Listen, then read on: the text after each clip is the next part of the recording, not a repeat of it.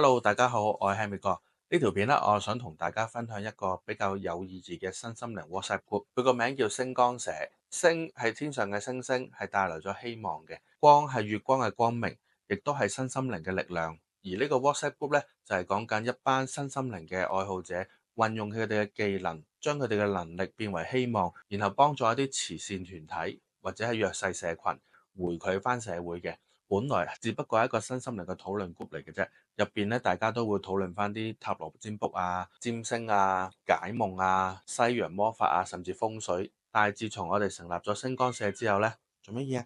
然後我哋覺得身心靈都可以做好多有意義嘅事嘅，於是星光社就成立咗啦。過去幾日呢，我哋已經有2個活動舉辦咗噶啦。咁第一個活動呢，就係小組頌缽療癒嘅，我哋喺尖沙咀舉行。嗰晚呢，就由我同埋另一位療癒師 Marcus 咧做主持嘅。咁呢場活動所有嘅收益呢，都會捐俾一間叫做泡泡屋嘅貓義工組織嘅。而第二個活動呢，亦都係尋晚呢，就有一個叫阿卡西解讀嘅活動嚟嘅，所有收益呢，亦都捐咗俾泡泡屋啦。聽日星期五呢，我哋亦都有第3場活動嘅，係塔羅占卜嘅。其實玩法係點嘅呢？即係好似聽晚咁樣，我哋會有一個指定時間，即係例如可能8點至10點，大家喺個 WhatsApp group 入邊提出一個問題，然之後塔羅義工咧就會執嗰條問題出嚟，逐個解答嘅。咁聽晚咧就有4個塔羅義工，應該可以應付到唔少嘅問題。而嚟緊5月咧，我哋都籌備緊幾個活動嘅，有動物傳心啦、雷諾曼啦、占星啦，仲有生命靈數嘅，或者會舉辦多一場頌缽嘅。